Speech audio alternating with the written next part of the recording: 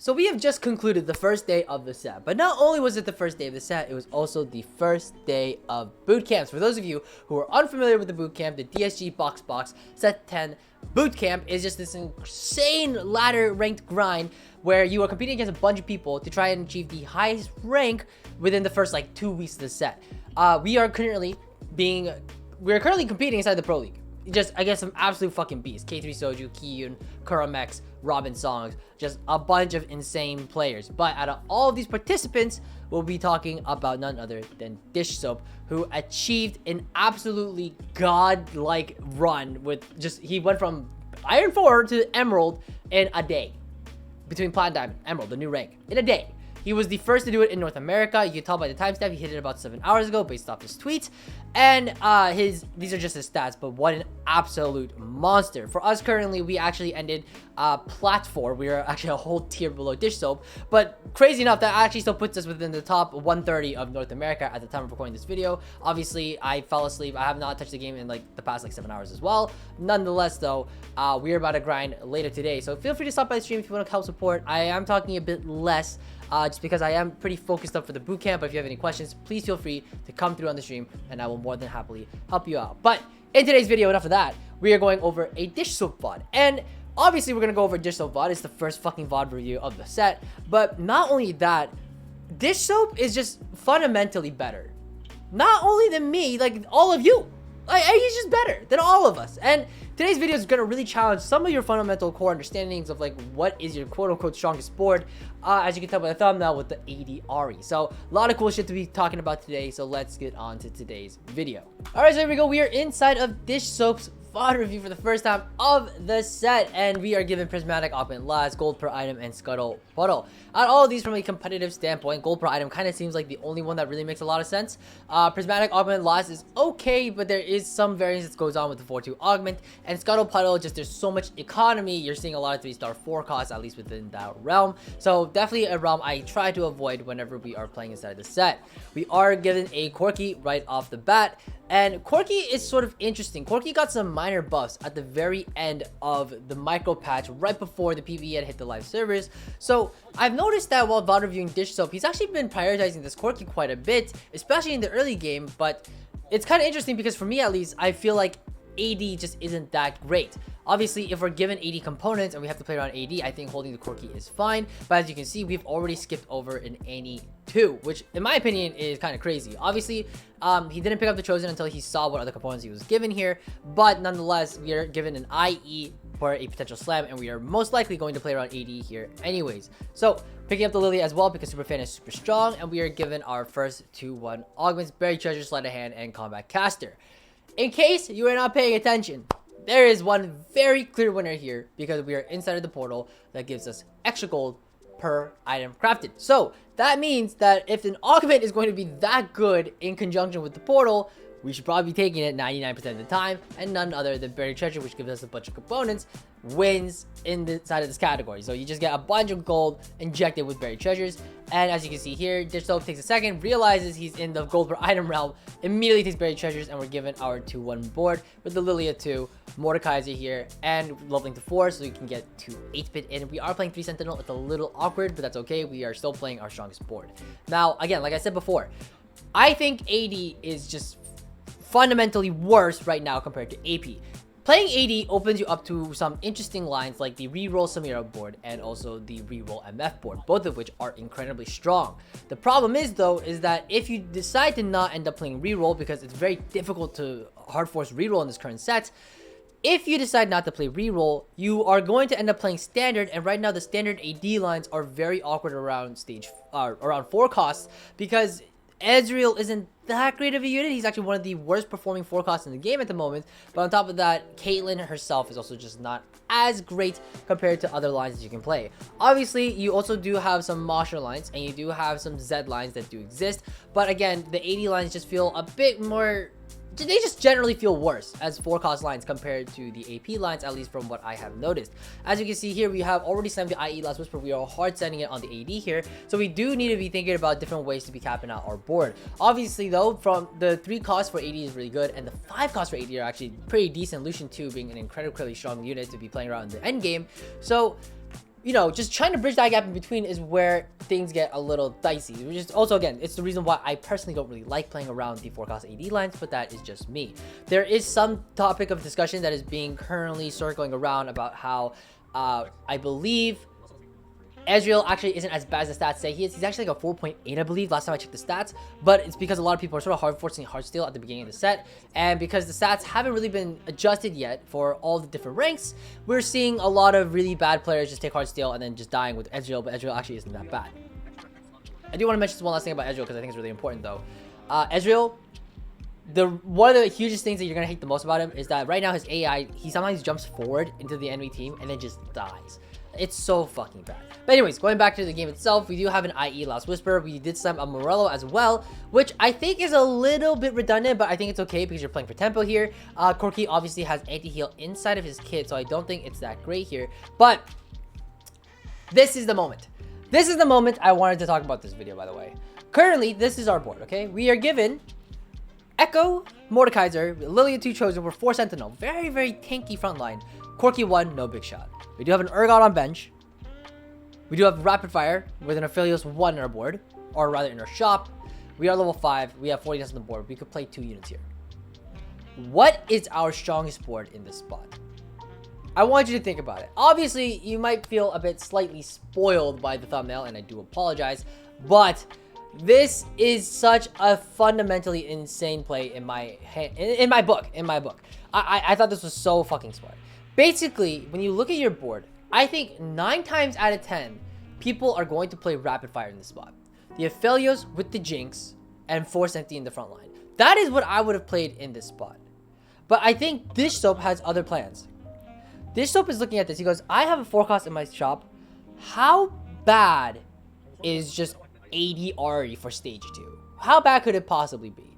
And Dish Soap looks at it and he goes, you know what? IE is basically JG. It's not like it's a really strong AP item, but still it's our ability crit. Last Whisper is kind of whatever, but at least Last Whisper in the backline, she can keep sundering for the whole team. And it can't be that bad, right? As long as Urgot and Ahri like focus fire with each other. And honestly, for stage 2, this actually looks pretty fucking decent. Is it stronger than Rapid Fire? I'm not entirely certain, but to be able to identify this and say like, yeah, this is probably the strongest board that I can play at the moment is absolutely fucking insane. Again, 9 times out of 10, I would actually argue like 99 times out of 100. Like people are playing the Rapid Fire in the backline for certain. That's what I would have done. I look at that and I go, it's definitely Rapid Fire. But to even consider the possibility of playing around this Ahri as an AD carry throughout stage 2, because it is your strongest board, and even being able to identify that, I think is just one thing that really separates a lot of players from the absolute pinnacle of the best. So really, really cool play. I know it just seems like kind of a dumb play, or like it just seems like a play that's like not that interesting. But in my opinion, I think I thought it was fucking brilliant. I thought it was amazing. I remember watching that live and being like, wow, I would never have done that. So let me know what you think. Let me know if you would have done the same as well as him. But anyways, here we have decided to sell our Chosen here, which is really, really great. I'm actually going to slow the VOD down here, which I think is kind of important here. We're going to play at a regular speed. Selling the Chosen here is very, very prudent. And I think this is something that people need to understand in the set, and a lot of lower elo players are probably struggling with right now, is that you are way, way too attached to your current headliner, okay? I'm pausing the video because I need to talk about this. You need to be able to take any headliner off the spot and be like, not any, but any that make at least a decent amount of sense into your board and be like, okay, that is what I'm going to play for this board for this round. Understand when you are going to level next, how long are you playing your current headliner for, and just generally be able to keep spiking your board. Headliners, if you think about headliners without the effect, right, they are just an upgraded unit. So if this upgraded unit makes sense on your board and your board becomes stronger by having it on your board, you should almost always play it. And here, for example, in the spot, yes, we are level 5 here. We have already open sold the, I believe it was our Lilia Chosen, right? In order to try and play up a better Chosen, because we know we're going to level the 6 on 3-1. So we know we're going to roll here to try to find a better Chosen to play around and try to strengthen the power of our board in that way. So as you can see in our shop, we are level 5 here. We're going to level the 6. And again, we're going to look for a Chosen here, okay? But this kill is not that bad. The kill's not that bad. It gives us 3 pentakill. And we know we're going to probably, if we keep the streak going, we are going to only play it until 3-5. Because because we're probably gonna level because we are actually sitting on a decent amount of economy here. So yes, Kale is an attack speed AP carry. Very true. But is this stronger than a naked RE1 with fucking like 80 items? Yes, it is better. So the fact that we are playing this now to tempo for our level 6 is very, very smart here. Again, being as flexible as we can and being a little more open-minded with the items that we're slamming onto our carries, especially during the early game. Now, 3-2 augments, Contagion, Hero, Grab Bag, and you have my sword. Now, from this spot, we're already starting to think about potentially playing around Country Reroll or MF Reroll. Again, when we're playing these AD lines, we want to sort of lean towards those lines first whenever possible. And if we can't play into those lines, then we should probably start thinking about, okay, how do we play around AD Flex? Can we top 4 with an AD Flex board? Which, in my opinion, in general, you can. It's just you should have the HP for it. Don't pivot into an edge roll board and expect to win out. It probably won't happen. But with that being said, some people might think about it in that way, like, okay, I want to lean AD strong lines. I want to lean AD reroll MF or Samira whenever playing AD. So, reroll. Oh, heroic grab bag. No. Don't take heroic grab bag in a spot like this ever. You could potentially take it to just like get like a Mordekaiser 2, but that's not going to tempo you like all stage 3, right? So instead, we should be thinking about, okay, what augment here is going to spike our board the hardest, because the easiest way to play reroll in set 10 is not to force duplicators into your inventory, but rather, instead of forcing duplicators, just keep playing high tempo and just see if you natural into those reroll lines. A lot of people, especially day 1, have been coming to my stream and being like, hey, Kai, I think reroll sucks. What the fuck is going on? I thought reroll was good. And it is good.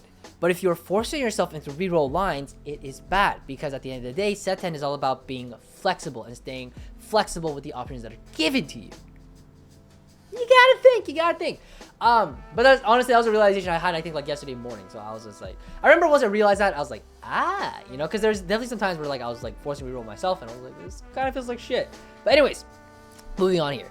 What augment is going to spike our board the best here? Contagion and You Have My Sword are both options that are given to us here. Now, keep in mind, again, we are thinking, okay, we probably want to think about Country Reroll potentially, right? That is definitely an option here. We do have the Urgot already. So, You Have My Sword here does give us the option to potentially play into BT. So, BT is sort of like kind of good because it gives us AD. It kind of gives us the BT for the Urgot. But it also does spike our board in a way that is pretty meaningful. Contagion is a very, very strong combat augment here, but You Have My Sword is sort of a best of both worlds.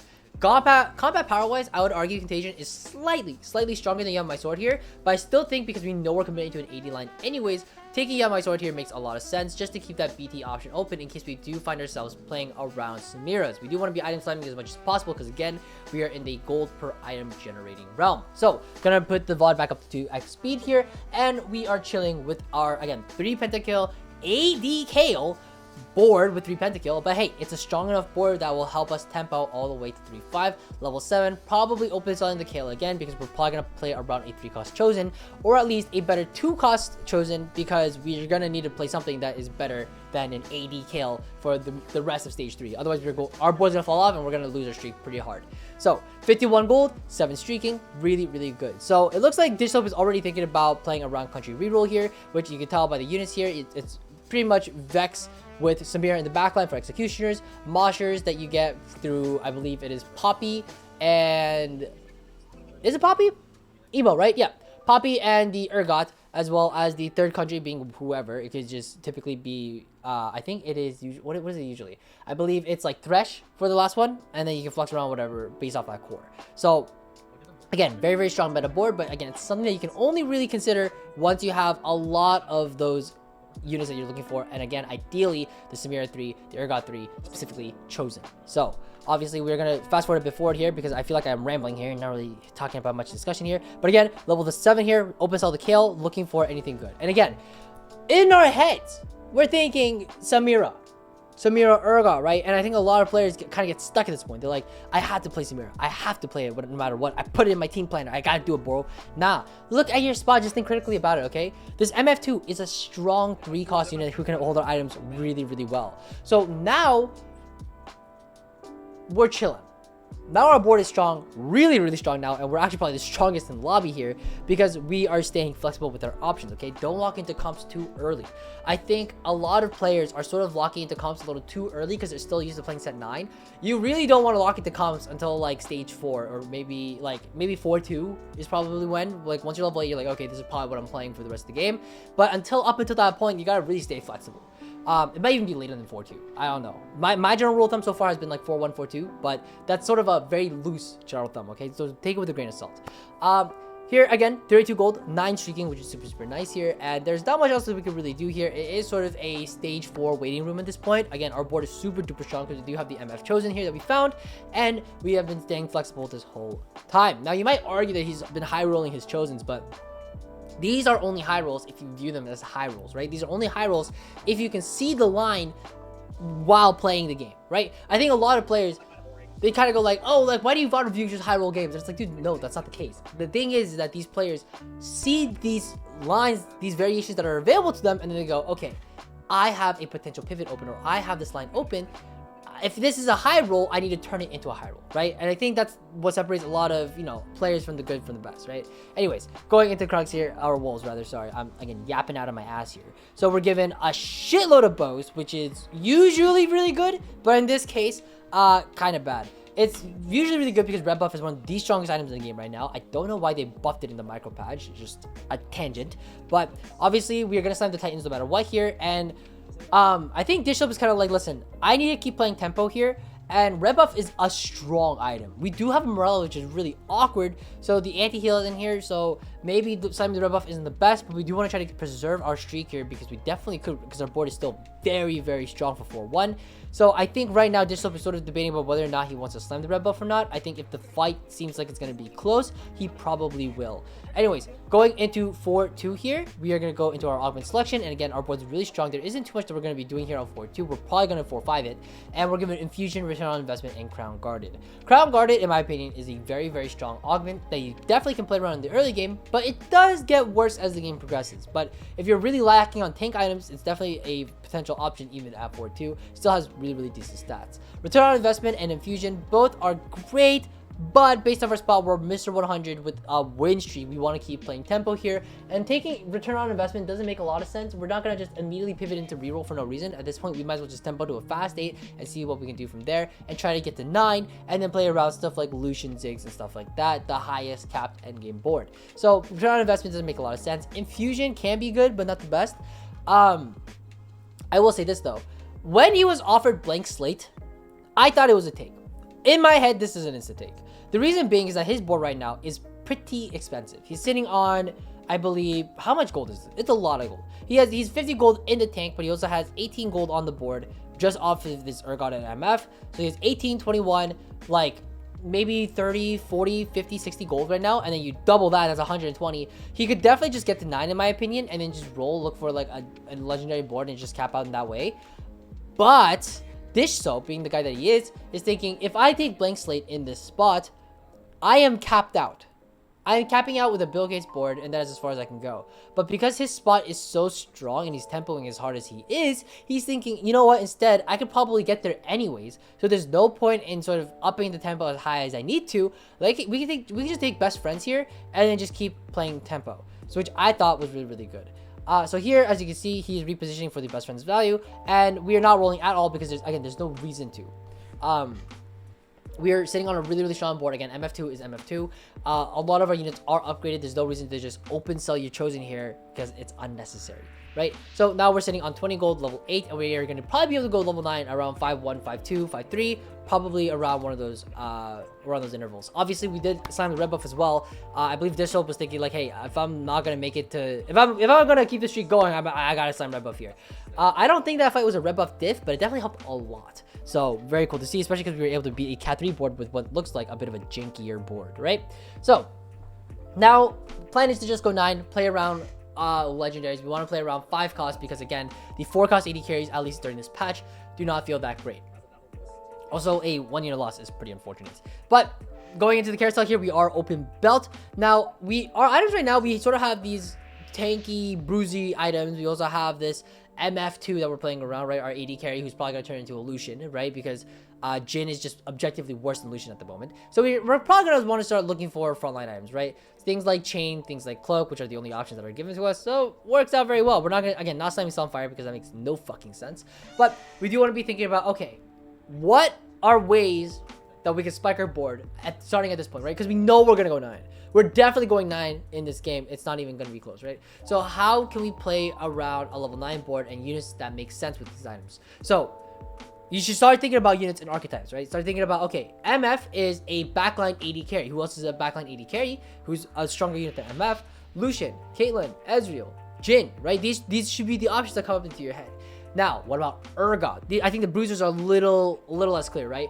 Think units like Kiana, units like Yorick, units like even, I wouldn't say Alawi. Alawi's definitely tank items, but Yorick is the big one. Yorick, Kiana are the two big ones. They can play around with these AD booster items, so definitely something to keep in mind. So we're probably going to be thinking about, okay, on our endgame board, we're going to dual carry around Lucian and around the Yorick, and then build a board around that. So we're going to want Rapid Fire. We're going to want Jazz. We're going to want to keep building this board out, right? And fundamentally speaking, at least the current set, the way that people are been capping out the boards and why I've been saying Lucian so much this whole time, because one, yes, I have seen the VOD. That's not why I'm saying Lucian, okay? The big reason why I'm saying Lucian is because Lucian is like the premier endgame cap board. Lucian, Bard, Ziggs. Keep that in your fucking brain. Whenever you're capping out at level 9, you should be thinking about Lucian, Bard, Ziggs. That gives you 2 Jazz, 2 Dazzler, 2... yeah, that's about it. 2 Jazz, 2 Rapid Fire, Hyper Pop with the Ziggs, right? And we are sitting on a very strong board for our endgame board here. And that is something that you should keep in mind. You can flex whatever you want on the front line. It can be Yoricks, it can be Alawis, it can be Blitzcranks, it can be Thresh, right? Just play around whatever you find. Another thing too, by the way, I want to point out. During the PvE cycle, I think a lot of players, including myself, thought that you need 2-star forecast before you go 9. You need to find 2-star forecast before going 9. But what people have sort of realized, and myself have realized, is that 2-star 3 costs are super strong. Super strong this set. So if you are sitting on a 2-star 3 cost for your front line, that's honestly probably good enough. Right now, our front line's Tahm Kench 2. Tahm Kench 2, Kiana, and then the Mordekaiser and the, what was it, the last one, the Echo, right? Both are upgraded though. They're very fucking strong. They get the job done. So if you don't have a fortified front line, but you have a really strong back line, obviously it depends on the tempo of the lobby here. You might be mixed streaky, but that is okay. That is totally okay, and we do not have to force ourselves into 2-star forecast before going level 9. That was something I was struggling with, I think, for like the first week, maybe even week and a half of the PvE that I was struggling with a lot. I was like, I don't get how people are going 9. It makes no sense. I'm still stuck on these 2-star 3 costs. No, that is okay. Settle for that. That is fine. We are right now, stage 5, still on our Chosen MF. Chosen MF, 2-star 3 cost. And we are still chilling. We've been mixed streaking a bit, right? We know we're already level 9 here at this point, but we need to know that, okay, now we got to econ back up, and then we'll be able to roll. We've already secured our top 4. Now we got to go from the top 4 into a first, because this is definitely one of those games where you got to know how to cap out. So we're thinking in our head, okay, cool. So we have all of the items that we need for our potential carries. Now we can start working on tertiary carry items, which is super great. Alawi 2, the strongest tank in the game, immediately shows herself. I'm going to actually, sorry, let's rewind this real quick. I'm going to play this at regular speed because I think it's really important to watch this at regular speed. Alawi 2 immediately takes the Chosen, super great here, gets the Blitz to it as well. Our frontline is already super strong. Now we have to think, okay, our frontline is strong, we need backline. Where is our backline? So we gotta keep rolling until we get a good backline, because we had to sell our MF Chosen to try to hit this frontline, right? So we need to keep rolling here. Found 1 Lucian, which is super good. I don't think we have rapid fire in, but that is okay. We will get it in eventually, which is fine, good enough. The pivot isn't perfect, but the fact that we were able to fortify our front line quite a bit, get these triple tank items on a 5 cost Chosen, allowing nonetheless, and triple item Lucian is super great. Again, like I said before, is the Ziggs Bard Lucian. You should be thinking about that every single time when you're rolling down on level 9 and you want to cap out your board to its absolute maximum potential. This is right now, again, the strongest backline that you can have, at least with the current set. It might change per patch, because maybe Jin 2 becomes super strong for some reason, and suddenly you're playing around like Jin, MF, and like whoever, the Jin, MF, Bard, Ziggs, I guess, right? Like that's probably how it would go down. So just keep that in mind. Just keep that in mind, okay? But for now, in this current patch, I think it's definitely Lucian, Bard, Ziggs. That's easily the way to go. And don't sleep on like 1-star 5 costs, by the way. 5 costs are pretty stable. They will not be a 2-star 4 cost carry. I mean, unless your board is incredibly tanky, right? And they're able to last the fight long enough. But they're strong units. 2-star 5 costs are super, super strong. They're very, very fucking real. So keep that in mind. Also, I love this, by the way, here. Pivots out of these items. He goes, okay, I need to create some open slots on my board because I know for a fact I'm not going to keep these country units on my board. So he sells all of them, open sells them, rolls a little bit on neutrals because he knows he's going to get a little bit dizzy here, and is chilling on like, what, 39, 40 gold now, and he's going to start pivoting his board again. Again, I love this. He creates some open slots on his board, and then he knows he has some gaps to fill on his board, and we can start rolling. Very, very, very good stuff here. We are right now rolling again we're now looking for the Lucian 2. We're maybe looking for like the Sona 2. We want the Yorick 2 to be holding these items here. And right now, I guess we're a bit dizzy. Again, it's very hard. This is day 1 of the set. Day 1 of the set, obviously a lot of us have been prepping on the PBE here, but nonetheless, it's still very difficult to get everything down perfect. So yes, we are a bit dizzy. It's okay. Titans, BT, red buff probably goes on the Yorick. Yep. Yorick here, and then Gunblade on the Ziggs. That is totally fine. Red buff on Yorick just because we already have the Morello on the Ziggs, so he's the only other one that really makes sense. We still have a bunch of sort of upgrades that we're missing. We should have probably kept rolling down until we hit the 2-star Lucian, but nonetheless, it's still okay. Again, first day of the set, people are a little dizzy. We're not going to see perfect pivots, but this is actually pretty damn close. A lot better than my pivots, to say the least. Again, should be rolling here. We have the Yorick pair, we have the Lucian pair. Definitely want to upgrade for the Yorick 2 here. Super great. And now all we are missing is just the Soda 2 and the Lucian 2. Again, Kiana was definitely an option we could have played around here, but I think to help fortify our front line, playing around the Yorick makes a bit more sense, especially because we have Thresh 2. So now, the only way that we can really cap out here is just finding Lucian 2 and then calling it a day. So yes, we are still losing here, but the fights should not even be that close. We are sitting on a very, very strong board, only missing one very important upgrade. So we're going to keep fast forwarding here. We're going to put it at 4x speed. Not much else to really talk about. We are holding Jhin as well, which I actually really like. The idea being is that because we're playing 3 Jazz right now, it is our strongest board. So we are going to be playing around 3 Jazz just because in case we don't find the Lucian 2, but I believe we actually did. Did we just find it just now? Sorry, I'm rewinding it. I got distracted. Yep, all right. So we found the Lucian 2. We found the Lucian 2. GG. The game's over. We have won. At this point in the game, Dishope has secured Ziggs 1, Lucian 2. Very, very strong front line. Strong secondary carry with the Yorick. There is nobody who can really beat this board, if ever. Now the only thing we're looking for is the Ziggs 2. But at the end of the day, this is just our board. There isn't much else to really talk about. I'm going to let the VOD play for the rest of it. But thank you guys for watching. We're going to watch it till the end. But I hope this was helpful. Again, you want to be challenging your fundamentals. You want to be challenging the way that you approach the game and really think critically and assess your spot every single point of the way. So again, this set really, really loves to reward flexibility. And oh, I fucking love this. We're actually going to play the Jhin and the Lucian. The absolute highest of the highest caps. Ziggs 2, Lucian 2, and Ziggs, and sorry, Ziggs 2, Lucian 2, Jhin 2. That is crazy. He's actually going for like the Omega cap and just absolutely decimate the opponent. That is insane. So anyways, thank you guys for watching. I appreciate you guys. And again, gonna let the VOD play out until the very end. I apologize if I'm a bit scatterbrained. I am mostly just thinking about the bootcamp, and I've been getting very little sleep. But nonetheless, I'm trying to prioritize my sleep as much as possible. But I just keep taking like minute naps. I don't know if you guys know about this, but like apparently like there's some people out there who like they don't sleep for like full 7-8 hour periods. They just take like 2-3 hour naps, and then they wake up active for like 6-7 hours, take a nap, and they just keep taking small naps periodically, but they never actually take like they never sleep like fully. I'm kind of on that schedule right now, low key. But I mean, it's been working for me. It's not the healthiest of schedules, but I mean, it is what it is. Anyways, Dishope securing it first. Absolute legend. What a beast. Congrats on hitting Emerald, bro. I'm expecting Dishope to hit D4. I'd be surprised if the bro doesn't hit D4. That would be fucking nutty. But anyways, thank you guys for watching. I appreciate you guys, and I will see you guys all later. Please come by the stream, just to come hang out, just chill for even just a little bit. I would appreciate the support. The bootcamp is kicking my fucking nards. But yeah, take care, guys, and happy climbing.